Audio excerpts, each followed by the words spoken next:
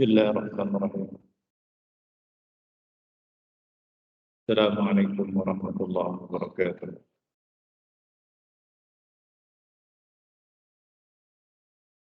Innal hamdalillah nahmaduhu ta'ala wa nasta'inuhu wa nastaghfiruh wa na'udzu billahi min shururi anfusina wa min sayyiati a'malina. May yahdihillahu fala mudilla lahu wa may yudlil fala hadiya lahu. Asyhadu an la ilaha illallah wahdahu la syarika lahu. وأشهد أن محمدا عبده ورسوله لا نبي بعده صلوات ربي وسلامه على نبينا محمد وعلى آله وصحبه وسلم تسليما كثيرا بعد. معاشر المسلمين عباد Allah, kembali kita membaca Ushulus Salasah yang ditulis oleh Syekh Al-Imam Al-Mujaddid Muhammad Ibn Sulaiman At-Tamimi An-Najdi rahimahullah ta'ala. Setelah pada kajian yang lalu kita membaca tentang dalil-dalil Al-Inabah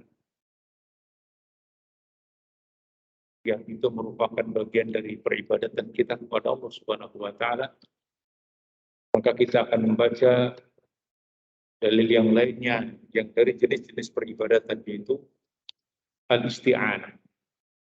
Al-isti'anah maknanya adalah meminta pertolongan.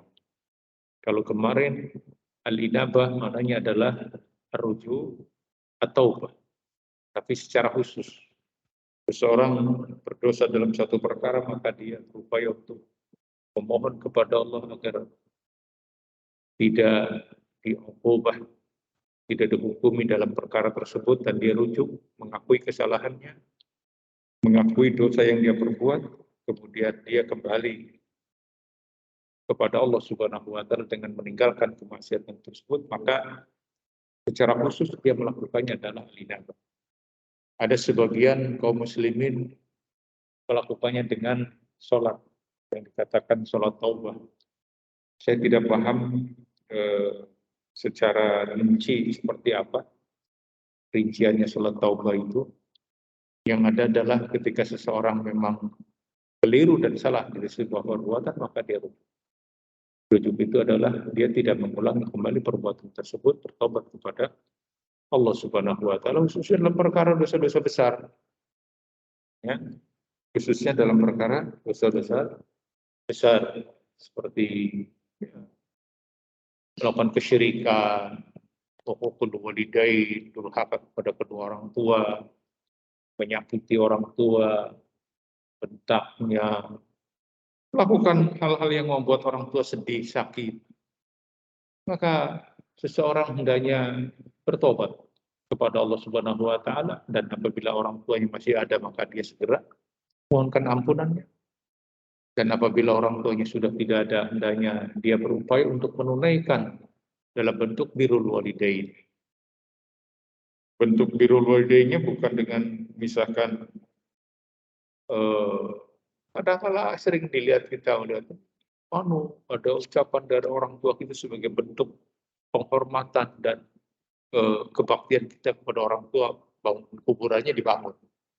Kuburannya di porselen atau sekarang ini di granit. Bukan seperti itu. Ini juga harus dipahami oleh kita kaum muslimin. Ya, tentang yakni birrul walidain bukan seperti itu caranya. Bukan demikian caranya. Kepada mereka yang sudah, orang tua kita yang sudah meninggal. Dan kita hendaknya sebagai orang tua, terutama kepada para kesepuhan, hendaknya berwasiat kepada anak-anak. Jangan nanti kalau bapak atau ibu nggak ada, seperti saya misalkan kepada anak-anak saya, jangan kuburan saya itu dibangun, di plester apa, sudah biarkan aja. Gimana nanti sampai hilang? Ya nggak apa-apa. Sampai hilang pun nggak apa-apa, tidak harus. Jadi adanya kuburan itu, patok itu, agar orang tidak nginjak gitu aja. Oh ini kuburan ya, dengan yang di atau orang misalkan sholat di situ. Adapun sampai hilang tidak masalah. Sampai kuburan orang tua kita hilang ini nanti kita anak-anaknya durhaka. Enggak. Iya. Tidak ada kedurhakaan, tidak ada. Karena cara pandang kita, mindset kita terhadap kuburan memang sering sudah kadang-kadang ada hal-hal yang sudah mulai bergeser dari asal. Ya, dari asalnya. Ya, kuburan itu hendaknya kuburan orang tua kan gitu ya. Kalau dirapihkan itu agar nanti jangan diinjak-injak orang, agar jangan sampai diduduki orang ketika ada proses penguburan jenazah. Kemudian di situ orang-orang pada datang, lantas kemudian agar tidak duduk-duduk di sana, begitu. Tidak duduk-duduk di kuburan. Sementara kan orang pada duduk-duduk di kuburan karena bersih, pasti pada duduk di situ. Ini sebuah kesalahan besar. Ya, keliruan. Bukan kita tidak berbakti kepada orang tua, cara seperti itu salah juga. Justru bentuk kebaktian kepada orang tua itu adalah kita meneruskan apa yang selama ini oleh orang tua kita dilakukan berupa kebaikan-kebaikan amal-amal soleh. Kita punya orang tua, dia suka menyantuni anak yatim. Ketika orang tua kita tidak ada, anak yatim itu sudah tidak ada lagi menyantuni. Lanjutkan, itu. Lanjutkan. Biasanya orang tua kita kalau bulan Ramadan ngasih makan buka sahur di masjid tertentu atau di musola atau di mana atau kepada beberapa orang yang dikenal. Lanjutkan. Dan orang tuanya pun harus ngasih tahu, lihat ini sebulan, ini orang yang Masya Allah. Agar anaknya melanjutkan. Itu yang dikatakan berbakti kepada kedua orang tua. Menyayangi apa yang dulu disayangi oleh orang tua kita. Misalkan orang tua kita dulu sering yakni menyantuni seseorang, sering suka, maka teruskan yang seperti itu. Seperti dalam beberapa dikatakan Rasulullah SAW mengirimkan hewan kurban yang untuk diberikan kepada temannya Khadijah, istrinya Rasul yang sudah wafat. Ini buat biasanya Khadijah sering memberinya. Dilanjutkan, nah sama orang tua kita begitu. Ketika ternyata orang ini biasa seperti itu disantuni, diberikan hadiah dan lain sebagainya, maka oleh kita dilanjutkan. Itulah bentuk kebaktian kepada kedua. Ini untuk menebus bagaimana kita ini pernah berdosa kepada orang tua kita. Ya, karena kita dulu mungkin tidak punya ilmu, kita belum ada bimbingan, tidak tahu bahwa ini merupakan sebuah kedurhakaan, maka kita sampai datangi ilmu untuk birrul walidain. Karena ini adalah merupakan dosa yang harus kita segera tinggalkan. Maka kita bertobat kepada Allah, kemudian melanjutkan kebaikan-kebaikan dari kedua orang tua kita. Nah, seperti itu, ma'asyiral muslimin, ibadah Allah. Oleh karena itulah, hendaknya dipahami oleh kita semuanya seperti itu. Itulah inabah dan dosa-dosa yang lainnya yang kita perbuat. Kita ini makhluk khata wa nisyan, tempatnya kesalahan. Ya, yang namanya insan itu seperti itu, ya, salah. Dan sebaik-baik orang yang salah adalah bertobat kepada Allah Subhanahu wa taala, mengakui saya salah, mengakui saya keliru, mengakui demikian dan demikian. Hakata. Oleh karena itu, ma'asyiral muslimin ibadallah, hendaknya dipahami oleh kita kondisinya seperti itu. Kita teruskan. Jadi al-inabah. Al-isti'anah. Qala al-mu'allif rahimahullah ta'ala. Al-isti'anatu wa dalilu. Isti'anah dan dalil-dalil. Yang namanya al-isti'anah, tolabul aun, meminta pertolongan. Meminta pertolongan. Dalilnya adalah sebagai yang Allah sebutkan dalam Al-Quran. Dan sangat banyak dihafal oleh kita semuanya. Iyyaka na'budu wa iyyaka nasta'in. Demikian ayat. Ya. Hanya kepada Engkau kami beribadah ya Allah, dan hanya kepada Engkau kami memohon pertolongan. Nasta'in, kami meminta pertolongan. Maka yang namanya al-isti'anah, kata Asy-Syaikh Fauzan, talabul aun, meminta pertolongan. Meminta pertolongan. Wa hiya ala nau'ain. Ada dua kedudukan dari meminta pertolongan itu. Yang pertama, naul awal, al-isti'anatu bi syai'in la yaqdiru alaihi illallah. Meminta pertolongan pada satu perkara yang perkara tersebut la yaqdiru alaihi. Tidak ada yang mampu untuk melakukannya illallah, kecuali hanya Allah. Kira-kira minta apa saja? Yang makhluk tidak bisa, hanya Allah yang mampu. Dong. Apa kira-kira? Yang di webinar pun boleh menjawab. Kira-kira apa? Kita meminta pertolongan yang makhluk itu tidak ada yang mampu melakukannya, melainkan hanya Allah. Siapa yang bisa jawab?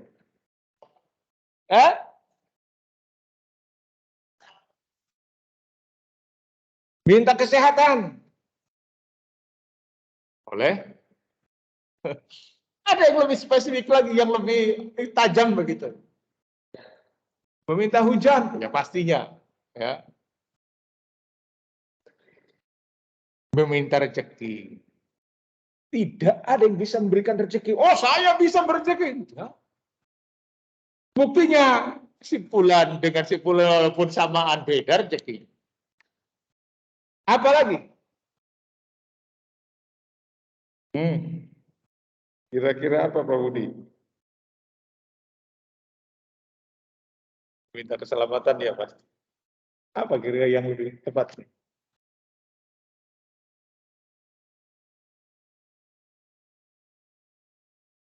Masuk surga ya pastinya. Meminta hidayah. Penting. Ya kan? Meminta hidayah ke taufik. Kira-kira ada yang tidak bisa memberikan hidayah selain Allah? Ya? Ada tidak yang bisa memberikan hidayah selain Allah? Ada bisa. Ada tidak? Tidak ada. Hidayah itu milik Allah. Jangankan saya. Ya. Jangankan manusia. Bahkan seorang nabi pun tidak bisa memberi hidayah. Bisa tidak nabi memberikan hidayah? Tidak bisa. Karena hidayah itu milik Allah. Rasulullah SAW meminta kepada Allah agar pamannya Abu Talib, orang yang pasang badan kepada Nabi, orang yang membela Rasul, jangan coba-coba sentuh keponakanku ini. Kalian akan berhadapan dengan Abu Talib. Bukan orang jelek, bukan penjahat, bukan pembela Nabi. Maka Rasulullah SAW berharap pamannya itu masuk sebagai seorang muslim, mendapatkan hidayah. Namun apa yang terjadi sampai beliau mengatakan, ya amikul la ilaha illallah. Wahai pamanku, ucapkan la ilaha illallah. Kalimatun uhajulaka biha indallah. Satu kalimat yang aku akan membela di hadapan Allah nanti. Apa yang terjadi? Masuk Islam tidak Abu Talib? Tidak mendapatkan hidayah. Aku akan meminta kepadamu agar pamanku. Tidak. Bahkan turun ayat mengingatkan Nabi. Innaka la tahdi man ahbabta. Engkau Muhammad SAW tidak bisa memberikan petunjuk bahkan kepada orang yang kau cintai sekalipun. Walakin Allah yahdi ayyasha. Karena yang namanya petunjuk itu milik Allah semata. Hidayah apa ini? Hidayah itu taufik namanya. Hidayah taufik. Bila itu taufik wal hidayah. Kan orang sering gitu kalau ceramah. Bila dengan taufik dan ada sesuatu yang itu tidak bisa dilakukan oleh siapapun. Gak ada memberikan hidayah supaya kamu masuk. Gak bisa. Gak bisa. Walaupun itu sama.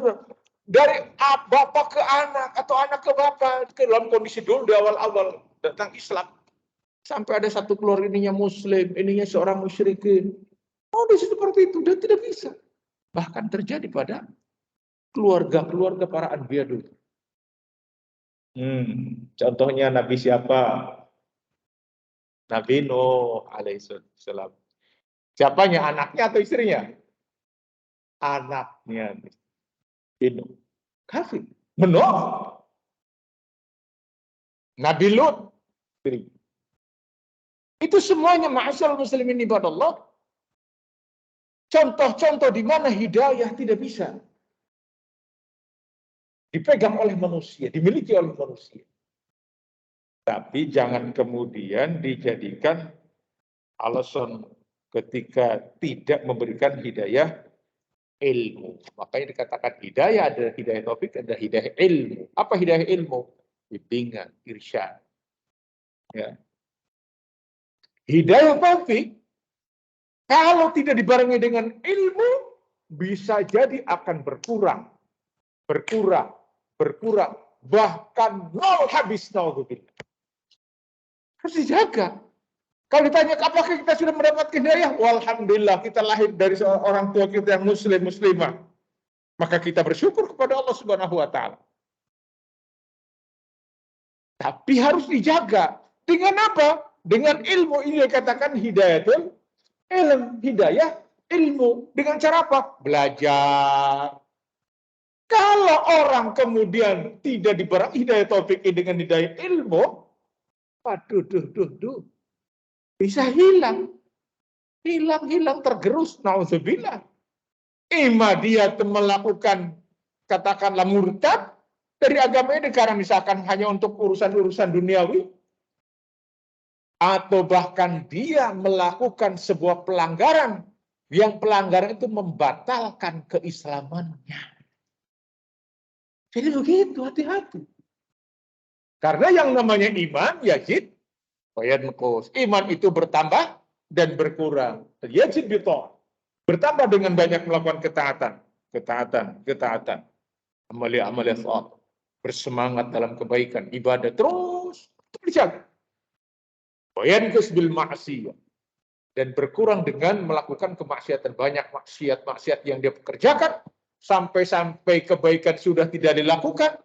Bahkan na'udzubillah amalan-amalan kesyirikan yang membatalkan keislamannya dia lakukan tanpa disadari, akhirnya berujung dia telah hilang hidayahnya. Ini yang harus dijaga. Makanya kata Rasulullah SAW dalam sebuah riwayat yang sahih itu bahwa yang namanya fitnah itu sangat membahayakan. Badiru bil a'mal, kata Rasulullah. Bersegera kalian melakukan amal-amal kebaikan. Jangan ditunda-tunda. Bersegera. Datang waktu segera. Datang dia amal sebuah kebaikan. Bersegera. Ada kesempatan untuk mendapatkan barang. Bersegera. Berlomba. Badiru bil a'mal. Bersegera kalian dengan amal-amal kalian. Fitanan kakitun ilailimu. Karena datangnya fitnah yang bagikan ya gelapnya bagikan di pertengahan malam. Yusbihu mu'minan wa yumsi kafiron.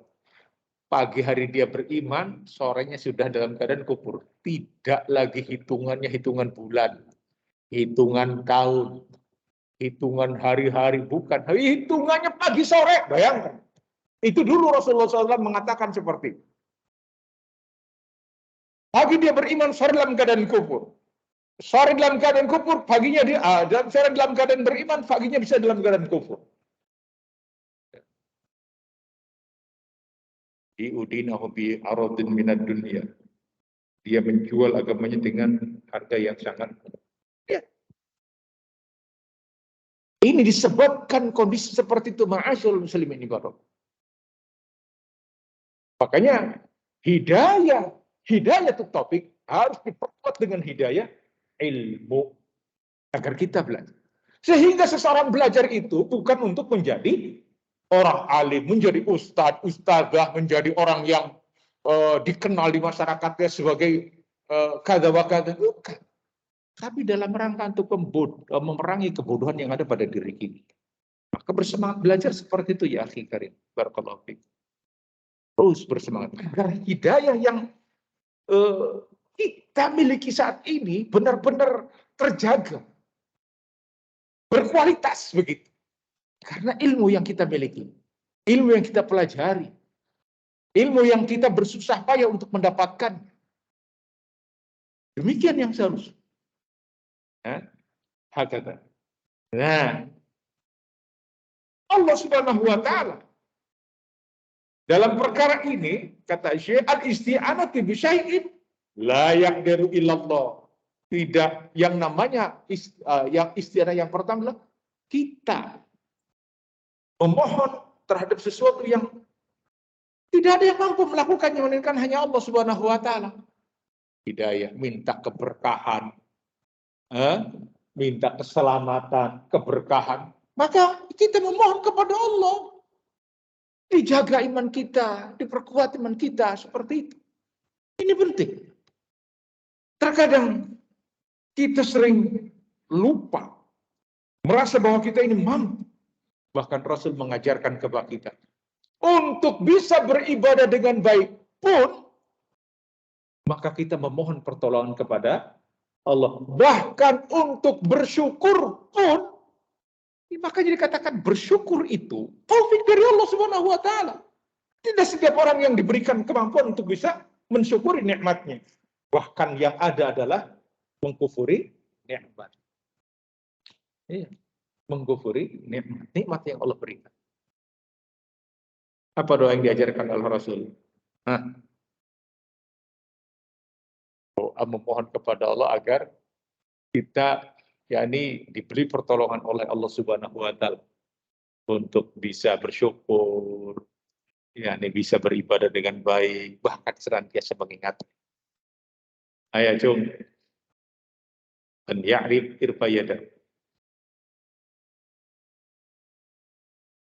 Allahumma barakallahu fi. Allahumma inni ala dzikrika wa syukrika wa husni ibadatik. Sering dipanjatkan doa ini. Hafal? Hafal belum? Belum? Dihafal ya. Baca setiap saat kita. Allahumma inni ala dzikri. Ya Allah, bantulah saya. Kita dibantu.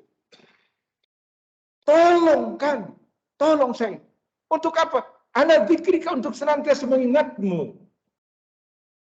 Wa syukrika, dan senantiasa bersyukur kepada wa husni ibadatika, dan baik dalam hal beribadah kepadamu.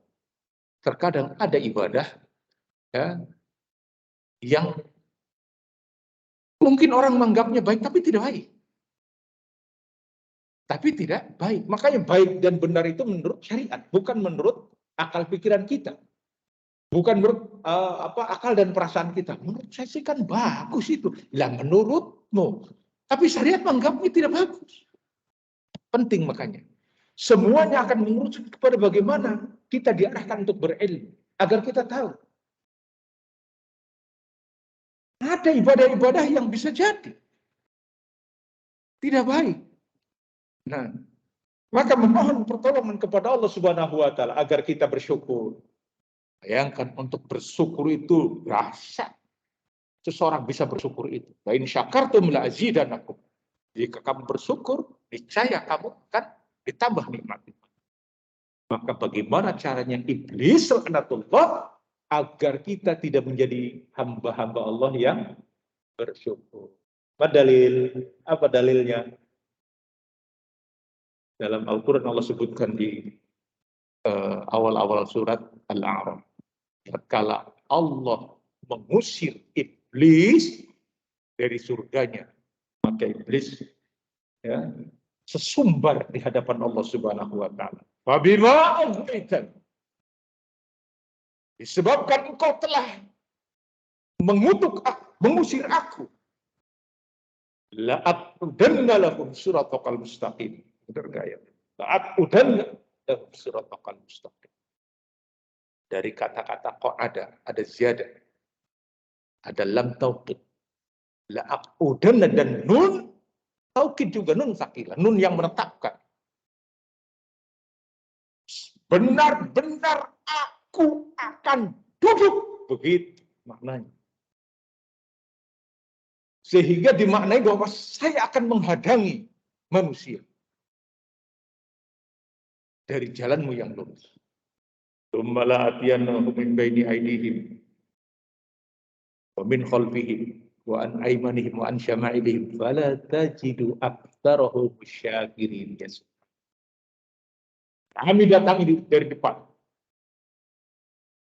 Karena dari depan kata Ibnu Abbas, fil akhir. Ya. Diragukan kalian tentang keadaan negeri akhirat. Seakan-akan kita akan hidup selamanya. Berupaya untuk mendapatkan apa yang bisa kita dapatkan di dunia ini.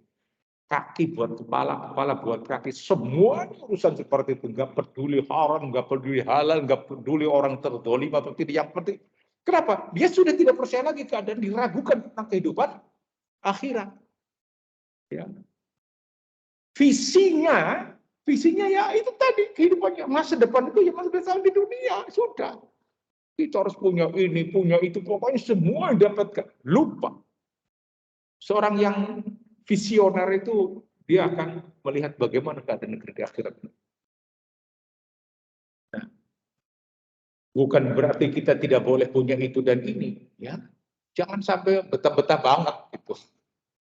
Kun fid dunya ka'annaka gharibun au abiris sabi. Jadi di dunia kalian ini seperti ya pendatang aja atau orang yang lewat seperti itu. Ya berarti nggak boleh punya itu punya ini. Ya boleh saja, tapi jangan kemudian membuat kita lupa bahwa kita ini adalah anak cucu dari penghuni surga. Orang tua kita penghuni surga. Adam dan Hawa itu penghuni surga. Maka kita harus kembali. Nah kita sedang lewat saja, tapi kita sudah benar-benar betah.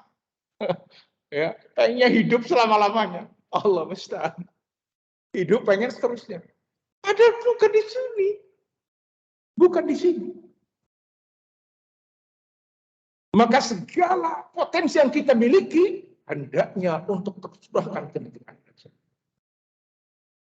Wabtaghi fima ataqallahu darul akhirah. Wabtaghi fima ataqallah. Cari dari apa yang telah Allah berikan kepadamu.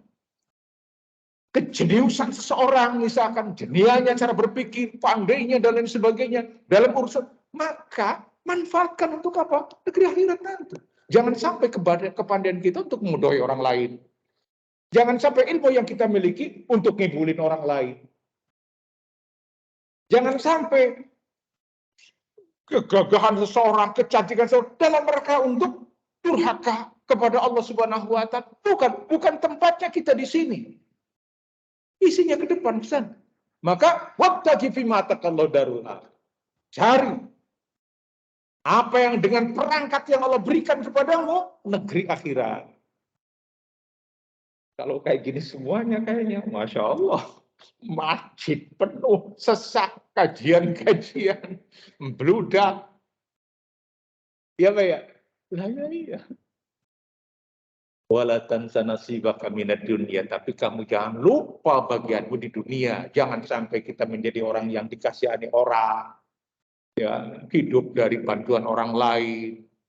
Papa dan sebagainya, belangsa dan lain sebagainya.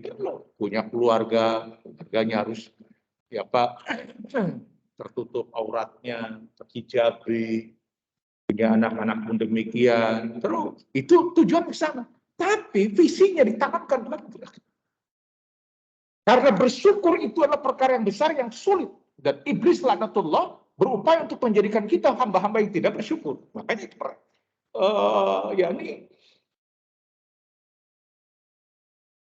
maklumatnya seperti itu. Maklumatnya seperti itu. Kami akan duduk di jalan, menghalangi manusia. Kami datangi manusia dari depan. Wah, ya. Sumala atiyannahum min baydin wa min khalfihim, dari belakang. Wa an aymanih wa an syama'il, dari samping kanan dan samping kiri. Ini tafsirnya luar biasa. Abdullah bin Abbas radhiyallahu ta'ala memberikan tafsir ini dan disebutkan oleh Imam Ibnu Qayyim rahimahullah dalam Ighasatul Lahfan. Luar biasa. Asik sekali menunjukkan bahwa memang kita benar-benar butuh pada pertolongan Allah. Karena syaitan iblis itu berupaya untuk menjauhkan kita, bahkan untuk menjadi seorang yang bersyukur pun seperti itu. Makanya Umar bin Khattab heran ketika ada seseorang berdoa kepada Allah Subhanahu wa taala, Allahumma ja'alni minal qalil, Allahumma ja'alni minal qalil. Loh, kok ente doanya kayak gitu? Ya Allah, jadikanlah aku yang sedikit. Orang ini kemudian membawa dengan dalil. Allah alam, apa disebutkan kepada Umar bin Khattab. Qalilan min ibadiyash syakur. Sedikit orang yang bersyukur itu. Berarti Masya Allah, iblis lanatullah. Luar biasa, na'udzubillah. Dan yang paling banyak tidak bersyukur itu ya banyak. Yang kufur nikmat, yang terkadang ya, tidak mensyukuri nikmat yang Allah berikan kepada kita diberikan kekayaan yang luar biasa, ya kan, kenikmatan yang luar biasa, anggota tubuh seperti ini, saat orang-orang lain demikian. Ya. Ada kisah yang bagus sebenarnya. Sampai ada ucapannya itu demikian monumental begitu ucapannya. Abu Kilabah, Abdullah bin siapa ya? Abdullah bin Jarir. Katanya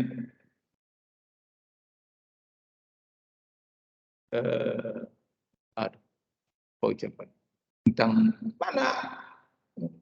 Alhamdulillahilladzi faddalani ala kasirin mimman khalaqa tafdila. Luar biasa ini. Segala puji bagi Allah Subhanahu wa taala yang telah memberikan karunia kepadaku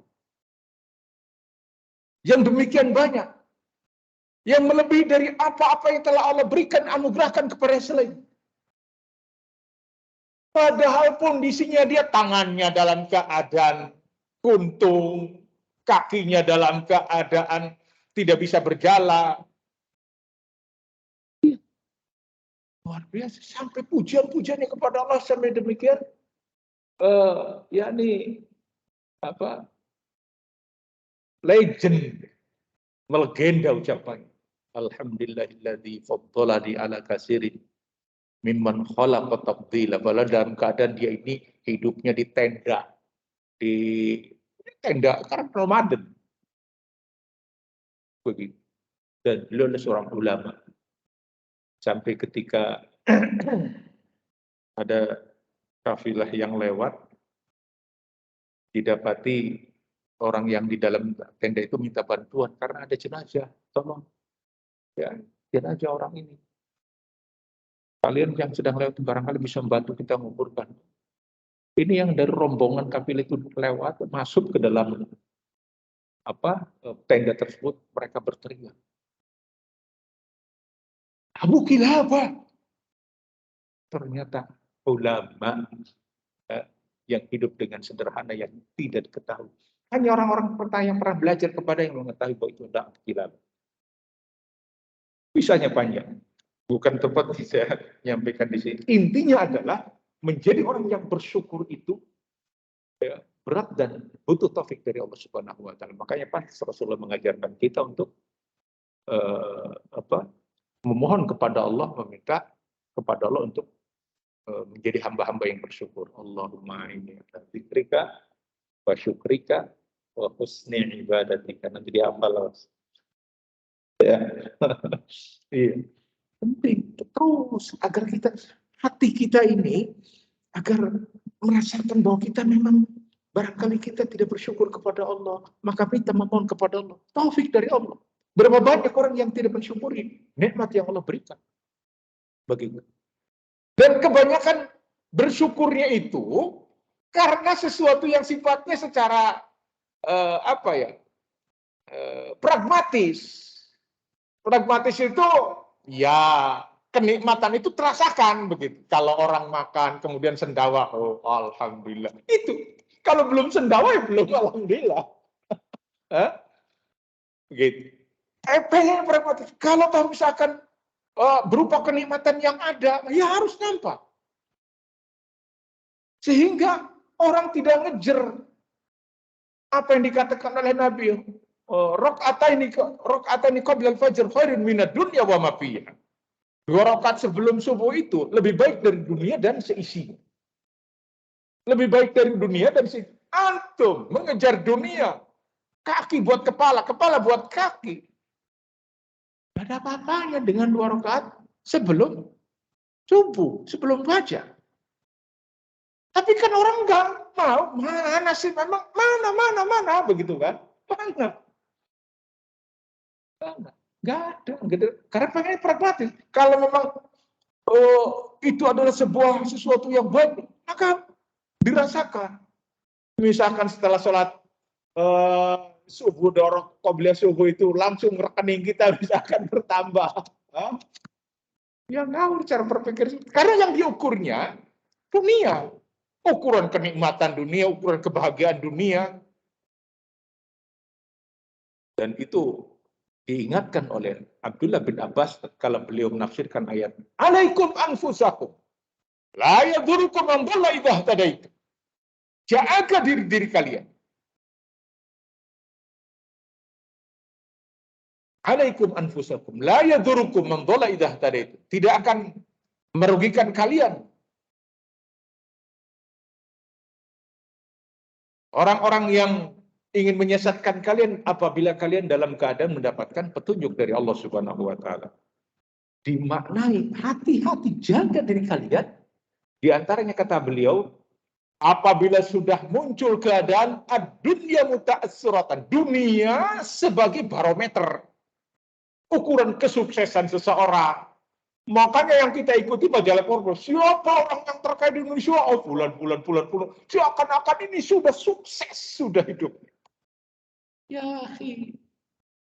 orang yang kita sebutkan, yang disebutkan majalah Forbes itu, ternyata hidupnya terkungkung. Ya, Jack Ma itu sampai, atau siapa yang punya album? Sampai ngumpet hidupnya, ngumpet, coba berangkat, bayangkan. Sembunyi hidupnya, sembunyi.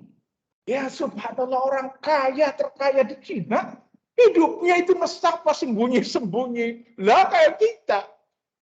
Alas sudah. Kadang-kala saya lupa ngunci pintu. Subuh makmur loh. Kok nggak dikunci sih? Sudah, bismillah. Buka pintu, loh, kok nggak kekunci? Ya sudah. Sampai lupa seperti kenapa? Ya bukan berarti kita ngenteng-ngentengkan. Ya begitulah. Orang sudah. Siapapun juga. Ketika dia tidak mendapatkan visi kehidupannya, visioner kehidupannya, dunia ukurannya, maka repot. Hidupnya dalam keadaan seperti itu. Termasuk takut dengan kekuasaannya hilang. Dan antum tahu, disebutkan di dalam beberapa riwayat tentang akan diserahkannya negeri Samarkand kepada Umar bin Khattab.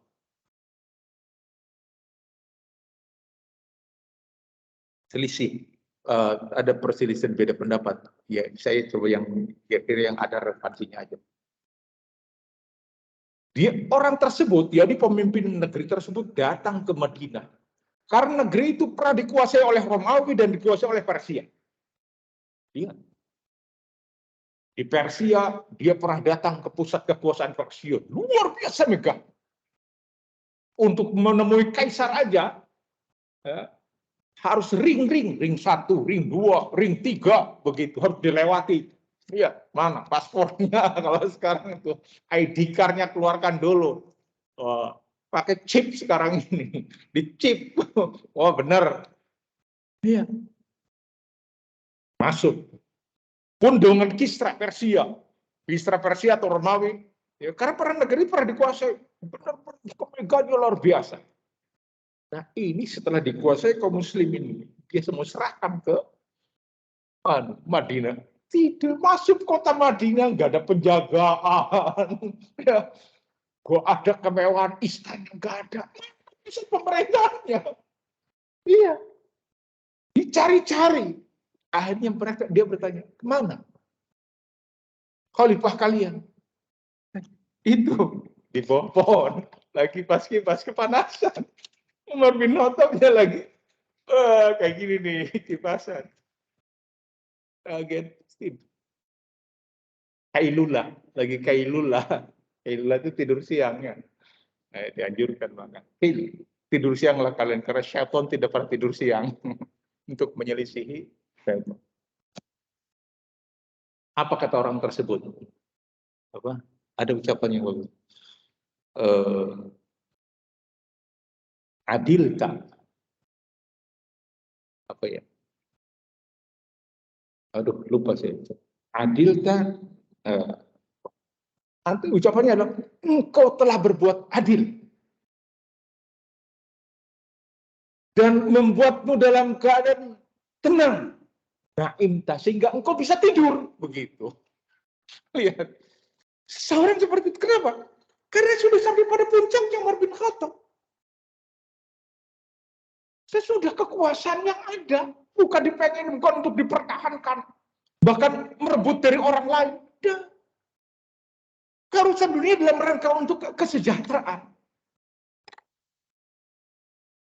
bagi kaum muslimin. Itu dari sisi kekuasaan, sehingga ini menjadi inspirasi seharusnya buat para mereka yang sedang ingin mendaki pada kekuasaan. Belajar bagaimana ya, konsep kepemimpinan Umar bin Khattab tidak menjadikan dunia sebagai barometer di dalam sebuah keberhasilan. Ini menjadi inspirasi buat kita semuanya, khususnya buat saya pribadi. Bagaimana kita memandang seperti itu. Tapi memang ya, namanya dunia, ad-dunya hulwatun hadirah. Dunia itu ya, manis dan hijau. Ya memang demikian yang tertipu dengan dunia. Semoga Allah Subhanahu wa taala melindungi kita dari perkara-perkara seperti ini. Makanya banyak kita berdoa, Allahumma inni a'udzubika minal fitan ma dhahara minha wa ma batan. Ya Allah, aku berlindung kepada dari fitnah yang nampak maupun yang tersembunyi. Nah, fitnah seperti itu. Demikianlah ma'asyiral muslimin yang harus dipahami oleh kita. Kembali kita kepada ayat yang kita rujuk, bahwa yang kita minta pertolongan kepada Allah Subhanahu wa taala ada sesuatu yang makhluk tidak mampu untuk melakukannya. Wa hadhihi sharaf li ghairillah syirk. Maka apabila kita meminta kepada selain Allah, mengalihkannya kepada selain Allah, maka itu kesyirikan. Minta hidayah kepada selain Allah, meminta rezeki kepada selain Allah, meminta keselamatan kepada selain Allah, meminta keberkahan kepada selain Allah. Dengan istilah tabaruk. Ya, mencari tabaruk. Ustadznya baru selesai kajian, airnya masih tersisa di kelas. Pada berebut santri-santri. Nah, tabaruk. Tabaruk sama ustadz, sama kiai, sama ulama. Akhirnya jadi rebutan. Akhirnya jadi rebutan. Keberkahan itu bukan di situ. Keberkahan dari Allah Subhanahu wa taala. Tapi kan perlu wasilah. Nah, kalau kepada Rasul tidak mengapa. Dan Rasul mendiamkan. Tapi kepada selain Nabi tidak ada amal yang itu dilakukan oleh para sahabat. Ini fitnah ma'asyiral muslimin. Nah, kepada orang sepeninggal Nabi, bahkan manusia terbaik setelah nabinya, tidak dilakukan tabaruk. Ya. Dan kritik dari Umar bin Khattab bahkan kepada anaknya sekalipun. Seorang sahabat yang bernama Abdullah bin Umar itu benar-benar melakukan apa yang dilakukan oleh Nabi, lakukan. Misalkan dia mau perjalanan ke Mekah. Nabi berhenti di satu tempat, dia berhenti. Maaf, Nabi buang air kecil di situ, dia pun melakukan seperti itu. Dalam rangka untuk, maka ini dikritik oleh Umar bin Khattab. Umar bin Khattab tidak melakukan seperti itu. La tuturuni, sebagaimana ucapan Nabi, jangan kalian berlebih-lebihan kepadaku, melampaui batas. Kama aturatan Nasara ibnu Maryam. Sebagaimana telah berlebih-lebihannya orang-orang Nasrani kepada Isa bin Maryam. Maka banyak orang-orang yang salah kaprah dalam perkara tabaruk. Nah, dan yang lebih parahnya itulah membiarkan orang bertabaruk kepada dirinya. Ini lebih ngaco lagi, lebih ngawur. Dan ada itu orang yang melakukannya. Waduh, kalau cium tangan bolak-balik sudah. Wis, sudah. Ya. Jangan ketawa, pernah merasakan dulu sih ya. Dulu waktu awal belajar ya gitu. Orang pokoknya ini coba. Ya subhanallah, sampai melampaui batas. Tidak boleh kita melakukan seperti itu. Hakada ma'asyal muslimin wadallah. Waktunya sudah masuk waktu Isya, padahal kita baru al-isti'anah yang pertama. Daul awal isti'anah itu bisyai'in la yaqdiru alaihi illallah. Nanti kan kita lanjutkan insyaallah pada pertemuan yang akan datang. Sallallahu alaihi Muhammadin wa ala alihi wasallam tasliman katsiran wa akhiru da'wana billahi rabbil alamin. Wassalamu alaikum.